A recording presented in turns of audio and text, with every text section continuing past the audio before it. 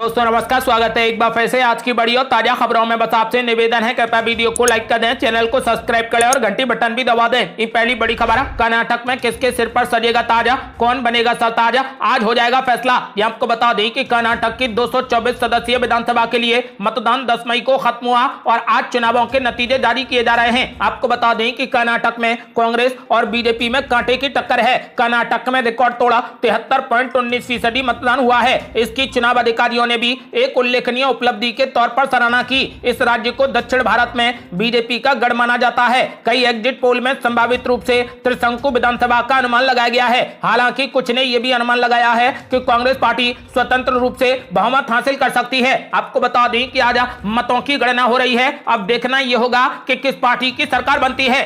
अगली बड़ी खबर, रणदीप सिंह सुरजेवाला का बड़ा ऐलान, बोले बीजेपी मान चुकी है हार, कर्नाटक में कांग्रेस बनाने जा रही सरकार। आज आ रहे नतीजे, ये आपको बता दें कि कर्नाटक विधानसभा चुनाव के नतीजे आज जारी किए जा रहे हैं। कर्नाटक विधानसभा की 224 सीटों पर 10 मई को चुनाव हुए थे, जिसके परिणाम आज घोषित किए जा रहे हैं। इन चुनावों के परिणाम आने से पहले एग्जिट पोल के नतीजे भी आए, जिसमें कांग्रेस पार्टी को बहुमत मिलने की संभावना जताई गई। इन एग्जिट पोल के नतीजों के बाद और फाइनल रिजल्ट घोषित होने से पहले कांग्रेस पार्टी भी बेहद उत्साहित है। कांग्रेस पार्टी के वरिष्ठ नेता रणदीप सिंह सुरजेवाला ने कर्नाटक की 6.5 करोड़ जनता का आभार जताया। रणदीप सिंह सुरजेवाला ने कहा कि मैं कर्नाटक के 6.5 करोड़ लोगों को धन्यवाद देना चाहता हूं, जिन्होंने कांग्रेस पार्टी को वोट दिया है। उन्होंने कहा कि एग्जिट पोल के नतीजों के बाद अब भाजपा अपनी हार मान चुकी है। कांग्रेस पार्टी कर्नाटक में सरकार बनाने जा रही है और हम लोग राज्य की जनता की सेवा करेंगे।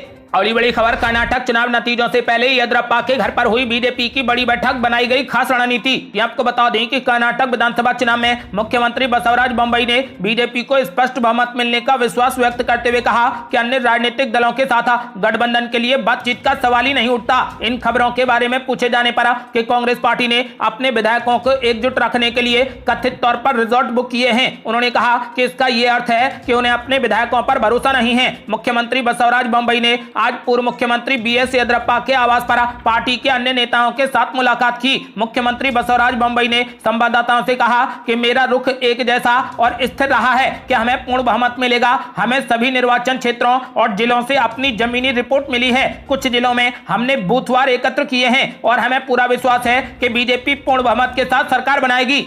अगली बड़ी खबर, कांग्रेस अध्यक्ष मल्लिकार्जुन खड़गे ने कर दिया बड़ा ऐलान, कहा कांग्रेस पार्टी को मिलने जा रहा प्रचंड बहुमत। ये आपको बता दें कि चुनाव परिणाम से पहले कांग्रेस अध्यक्ष मल्लिकार्जुन खड़गे ने दावा किया कि कांग्रेस पार्टी को पूर्ण बहुमत मिलने जा रहा है। वहीं एचडी कुमारस्वामी से हो रही बात की चर्चा पर कहा कि हमने उनसे संपर्क नहीं किया है। उन्होंने कहा कि हमें प्रचंड बहुमत मिल रहा है, वो परिणाम आने पर तय करेंगे कि आगे क्या करना है। कांग्रेस के वरिष्ठ नेता जयराम रमेश ने भी कहा कि जेडीएस के साथ में अभी गठबंधन की कोई गुंजाइश नहीं, क्योंकि हमें पूर्ण बहुमत मिलेगा। मुझे पूरा विश्वास है कि कांग्रेस पार्टी चुनाव जीतेगी। तो वहीं कर्नाटक कांग्रेस के अध्यक्ष डीके शिव कुमार ने एग्जिट पोल पर कहा कि यह सही नहीं है, हम राज्य की 224 सीटों में से 141 सीटें जीतेंगे और पूर्ण बहुमत की सरकार बनाएंगे। उन्होंने कहा कि इस बार कांग्रेस के पक्ष में लहर है और कांग्रेस पार्टी ही जीत हासिल करेगी।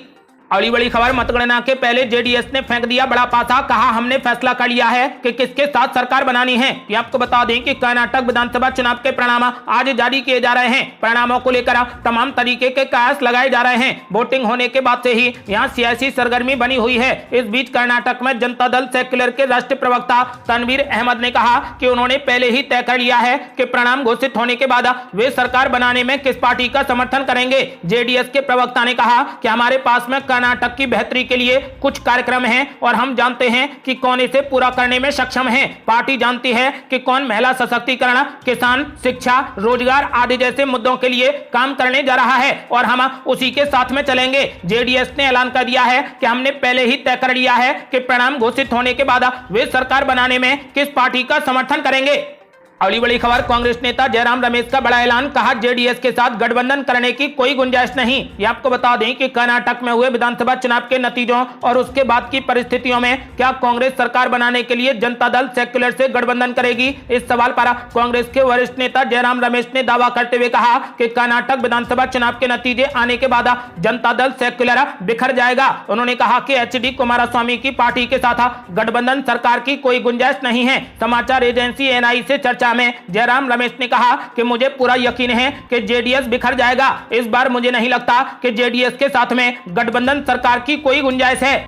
अगली बड़ी खबर, कर्नाटक चुनाव के नतीजों से पहले ही बीजेपी सांसद ने कर दी जगदीश शेट्टार की जीत की भविष्यवाणी। ये आपको बता दें कि अमित शाह, बीएस येदियुरप्पा और केएस ईश्वरप्पा समेत बीजेपी के कई दिग्गज नेता कह चुके हैं कि जगदीश शेट्टार इस चुनाव में हार जाएंगे, लेकिन इसके बाद भी बीजेपी के एक दिग्गज नेता ने दावा करते हुए कहा कि जगदीश शेट्टार को चुनाव में जीत मिलेगी। दरअसल बीजेपी सांसद मंगला सुरेश अंगड़ी ने कांग्रेस के उम्मीदवार जगदीश शेट्टार की जीत की भविष्यवाणी करते हुए कहा कि उन्होंने मुख्यमंत्री के रूप में अपने कार्यकाल के दौरान अच्छा काम किया था, जिस कारण उन्हें जीत मिलेगी। इसके साथ ही बीजेपी सांसद ने यह भी दावा किया है कि राज्य में बीजेपी की ही सरकार बनेगी।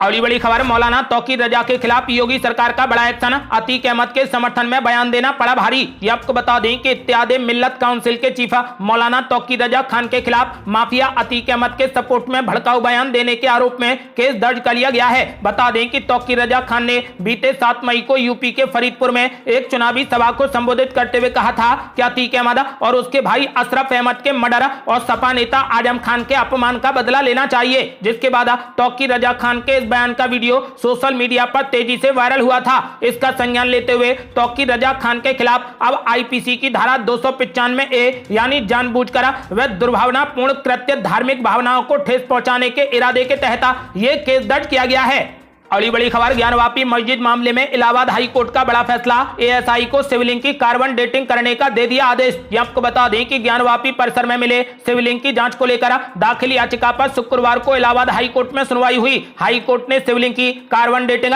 और वैज्ञानिक सर्वेक्षण की मांग वाली याचिका को स्वीकार कर लिया है। कोर्ट ने संबंधित विभागों को जरूरी सर्वेक्षण करने के निर्देश दे दिए हैं। इससे पहले हिंदू पक्ष की याचिका को निचली अदालत ने खारिज कर दिया था। इसके बाद हिंदू पक्ष की महिलाओं ने हाई कोर्ट में निचली अदालत के फैसले को चुनौती दी। इस मामले में अहम आदेश देते हुए इलाहाबाद हाई कोर्ट ने आर्कियोलॉजिस्ट सर्वे ऑफ इंडिया यानी एएसआई को परिसर में मिले शिवलिंग की कार्बन डेटिंग की इजाजत दे दी है। साथ ही कोर्ट ने यह भी कहा कि ढांचे को किसी भी तरीके का कोई नुकसान नहीं होना चाहिए। दरअसल लक्ष्मी देवी और अन्य ने एक याचिका हाई कोर्ट में दाखिल की थी। इसमें सर्वे के दौरान मिले शिवलिंग की कार्बन डेटिंग की जांच और साइंटिफिक सर्वे करने की मांग की थी। इस याचिका को हाई कोर्ट ने मंजूर कर लिया। हाई कोर्ट के जस्टिस अरविंद कुमार मिश्र ने वाराणसी कोर्ट के फैसले को रद्द करते हुए एएसआई को बिना शिवलिंग को नुकसान पहुंचाए कार्बन डेटिंग करने का फरमान सुनाया है।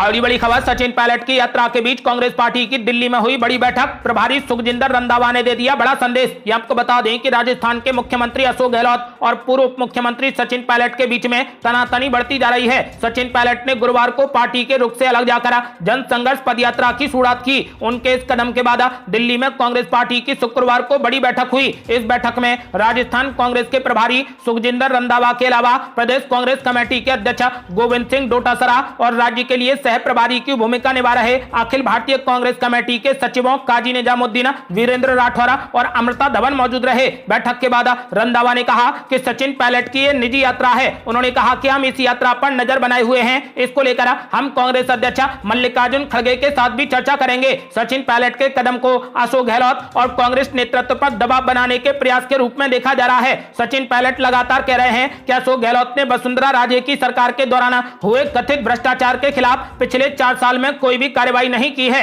अपनी इस 5 दिवसीय यात्रा को भ्रष्टाचार के विरोध में निकाली जा रही जन संघर्ष पदयात्रा बताने वाले सचिन पायलट का कहना है कि अपनी आवाज उठाने, आपकी आवाज सुनने और जनता की आवाज बनने के लिए यह यात्रा निकाली जा रही है। राजस्थान में इस साल के आखिर में विधानसभा के चुनाव हैं, तो ऐसे में सचिन पायलट और अशोक गहलोत के बीच में खींचतान से माना जा रहा है कि कांग्रेस की मुश्किलें बढ़ सकती हैं। बता दें कि हाल ही के दिनों में सचिन पायलट और अशोक गहलोत में जुबानी जंग और तेज हो गई है। अशोक गहलोत एक तरफ कह रहे हैं कि हमसे बगावत करके विधायकों ने बीजेपी से पैसे लिए थे। इस पर सचिन पायलट ने जवाब देते हुए कहा था कि ये आरोप पूरे तरीके से गलत हैं। अब सचिन पायलट ने अपनी ही सरकार के खिलाफ मोर्चा खोल दिया है।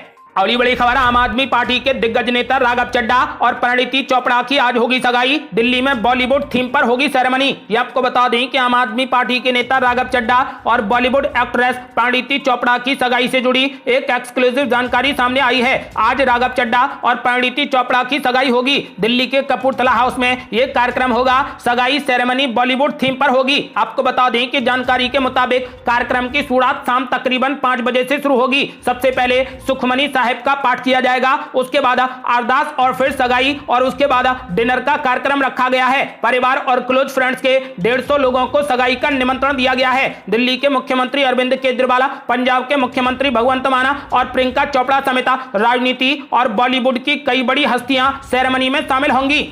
अगली बड़ी खबर, पीएम नरेंद्र मोदी ने गुजरात को दी 4,400 करोड़ रुपए की सौगात, 19,000 लाभार्थियों को सौंपी घर की चाबी। ये आपको बता दें कि पीएम नरेंद्र मोदी 12 मई को गुजरात में थे। गुजरात की जनता को उन्होंने 4,400 करोड़ रुपए की विकास परियोजनाओं की सौगात दी। इनमें से सबसे बड़ी सौगात थी शहरी और ग्रामीण गरीबों के लिए पीएम आवास योजना के तहत बने 19,000 लाभार्थियों को घर की चाबी सौंपना। चाबी सौंपने के बाद पीएम नरेंद्र मोदी ने उन लाभार्थियों के साथ में वीडियो कॉन्फ्रेंसिंग के जरिए खूब बातचीत की। पीएम नरेंद्र मोदी ने कहा कि ये सभी काम राष्ट्र निर्माण का हिस्सा है और राष्ट्र निर्माण उनके लिए महायज्ञ है। पीएम नरेंद्र मोदी ने कहा कि पिछले साल गुजरात में 32,000 घर लाभार्थियों को सौंपे गए थे। सरकारी आंकड़ों के मुताबिक पीएम नरेंद्र मोदी के कार्यकाल में पीएम आवास योजना के तहत शहरी और ग्रामीण इलाकों में रहने वाले गरीबों के लिए 3 करोड़ घर बने हैं। खास बात सिर्फ ये नहीं है कि प्रधानमंत्री मोदी इन घरों का निर्माण समय पर पूरा होना सुनिश्चित करते हैं, बल्कि हर लाभान्वित को चाबी सौंपने की प्रक्रिया का हिस्सा बनकर खुद इन गरीब परिवारों के गृह प्रवेश का हिस्सा बनते हैं। पीएम नरेंद्र मोदी का मानना है कि पीएम आवास योजना के माध्यम से महिला सशक्तिकरण का काम भी आगे बढ़ता है। आपको बता दें कि पिछले 9 सालों में गरीब परिवारों को लगभग 4 करोड़ घर सौंपे गए हैं। अगली बड़ी खबर, पश्चिम बंगाल में हुए बड़े शिक्षक भर्ती घोटाले के मामले में कलकत्ता हाई कोर्ट ने रद्द कर दी 36,000 प्राथमिक शिक्षकों की नियुक्तियां। ये आपको बता दें कि बंगाल में शिक्षक भर्ती घोटाले के मामले में शुक्रवार को कलकत्ता हाई कोर्ट ने बड़ा फैसला सुना दिया। कलकत्ता हाई कोर्ट के न्यायाधीश अभिजीत गांगुली ने वर्ष 2016 के प्राथमिक पैनल की 36,000 भर्तियों को रद्द करने का आदेश दे दिया। साक्षात्कार में बड़े पैमाने पर भ्रष्टाचार के आरोप लगे थे। साक्षात्कारकर्ताओं ने गवाही दी कि भर्ती परीक्षा में एप्टीट्यूड टेस्ट भी नहीं लिया गया था। कलकत्ता हाई कोर्ट के न्यायाधीश अभिजीत गांगुली ने शुक्रवार को अवैध तरीके से नियुक्त किए गए 36,000 प्राथमिक शिक्षकों की नियुक्तियां रद्द करने का आदेश शुक्रवार को सुना दिया। ये सारे अप्रशिक्षित हैं। न्यायाधीश ने आदेश दे दिया है कि आगामी 4 महीने तक ये सारे शिक्षक स्कूल तो जाएंगे, लेकिन इनका वेतन पैरा टीचर्स के तौर पर मिलेगा। 3 महीने के अंदर राज्य सरकार को इनकी जगह नई नियुक्ति कर इन पदों को भरना होगा।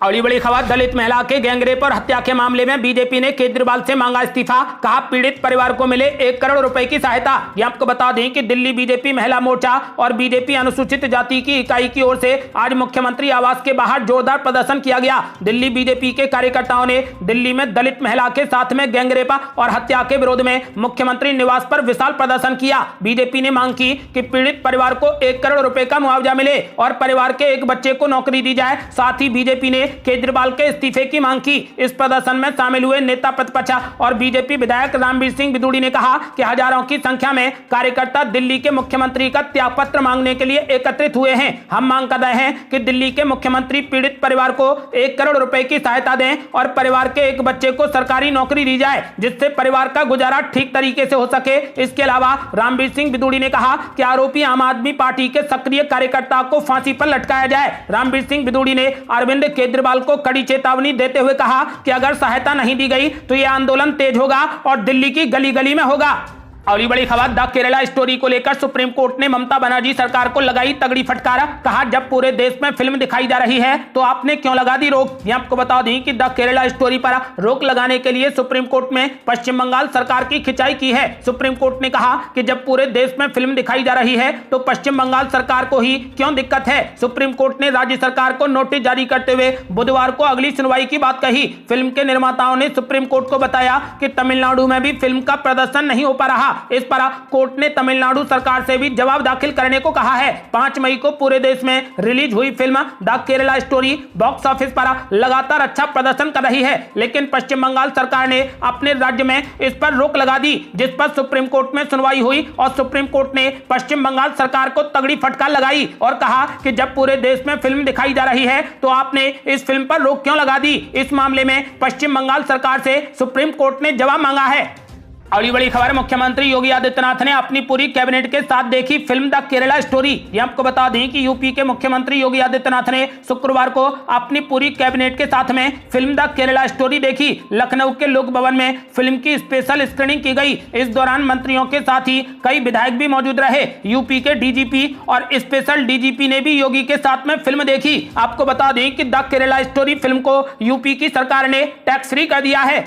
अगली बड़ी खबर, असम के मुख्यमंत्री हेमंत बिस्वा शर्मा ने द केरला स्टोरी फिल्म को लेकर लोगों से की बड़ी अपील। कहा अपने परिवार और बेटियों के साथ जाकर देखें फिल्म। ये आपको बता दें कि असम के मुख्यमंत्री हेमंत बिस्वा शर्मा ने कहा कि मैं भारत के लोगों से द केरला स्टोरी को अपने परिवार के साथ देखने की अपील करना चाहता हूं, खासकर अपनी बेटियों के साथ जाकर इस फिल्म को देखें। उन्होंने ये बात गुवाहाटी में एक थिएटर में अपने कैबिनेट सहयोगियों और अन्य भाजपा विधायकों के साथ द केरला स्टोरी फिल्म देखने के बाद कही। उन्होंने कहा कि फिल्म पर प्रतिबंध लगाना कोई समाधान नहीं है। Film Islamic state of Iraq and Syria के बारे में बात करती है, ना कि मुसलमानों के खिलाफ। उन्होंने कहा कि केरला की कहानी एक निर्दोष महिला की कहानी को दर्शाती है जिसका आतंकवादियों द्वारा इस्तेमाल किया गया है। उन्होंने कहा कि यह फिल्म जिहाद और धर्म के नाम पर आतंकवादी शिविरों के अंदर क्या हो रहा है उसे उजागर करती है। उन्होंने कहा कि मुझे कहना होगा कि ये सबसे कठिन दौर से गुजर रहे हैं और केरल के लोगों को, चाहे वे किसी भी धर्म के हों, आतंकवादी संगठनों द्वारा मासूम लड़कियों के इस्तेमाल के खिलाफ आवाज उठानी चाहिए।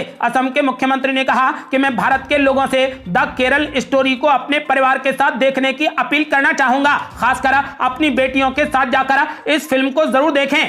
अगली बड़ी खबर, सिक्किम सरकार ने निकाला नया फार्मूला। कहा 2 से अधिक बच्चे होने पर बढ़ेगी सैलरी और भी मिलेंगे कई फायदे। ये आपको बता दें कि सिक्किम में अब जिन सरकारी कर्मचारियों के 2 या 3 बच्चे होंगे उन्हें एडवांस में वेतन मिल सकेगा। साथ ही इन कर्मचारियों के वेतन को बढ़ाने का भी फैसला लिया गया है। बता दें कि सिक्किम की सरकार ने यह फैसला राज्य की स्थानीय आबादी बढ़ाने के लिए लिया है। कहा गया है कि इस साल 1 जनवरी से वेतन में वृद्धि करने और एडवांस देने का फैसला किया है। कार्मिक विभाग के सचिव रिजनिंग चेवांग भूटिया ने 10 मई को जारी एक अधिसूचना में कहा कि सिक्किम का प्रमाण पत्र या पहचान पत्र रखने वाले सरकारी कर्मचारियों के अगर 2 बच्चे होते हैं तो उनके वेतन में वृद्धि होगी। साथ ही जिनके 3 बच्चे होंगे उन कर्मचारियों के वेतन में अतिरिक्त वृद्धि की जाएगी। भूटिया ने कहा कि यह योजना 1 जनवरी 2023 से प्रभावी होगी और केवल वे कर्मचारी जिनके दूसरे और तीसरे बच्चे का जन्म इस साल 1 जनवरी या उसके बाद हुआ है इस योजना के लिए पात्र होंगे। उन्होंने साथ ही यह भी स्पष्ट कर दिया है कि गोद लेने के मामले में इस योजना का लाभ नहीं मिलेगा। आपको बता दें कि उन्होंने कहा कि स्थानीय आबादी के बीच कम प्रजनन दर सिक्किम में गंभीर चिंता का विषय है। हमें आबादी बढ़ाने के लिए हर संभव प्रयास करना चाहिए। बता दें कि लगभग 7 लाख लोगों की आबादी वाला सिक्किम भारत का सबसे कम आबादी वाला राज्य है। राज्य की कुल प्रजनन दर 1.1 है जो देश में सबसे कम है। इसीलिए सिक्किम सरकार ने यह फैसला लिया है। ये थी अब तक की बेहद बड़ी खबरें। आपका क्या मानना है, आज कर्नाटक में किस पार्टी की सरकार बनने जा रही है? अपनी राय हमें वीडियो लाइक कर कमेंट बॉक्स में जरूर दें। ऐसी ही ताजा और न्यू अपडेट जानने के लिए हमारे चैनल को लाल बटन दबाकर सब्सक्राइब करें और घंटी बटन भी दबा दें। जल्दी मिलते हैं बड़ी अपडेट के साथ, तब तक के लिए जय हिंद, जय भारत।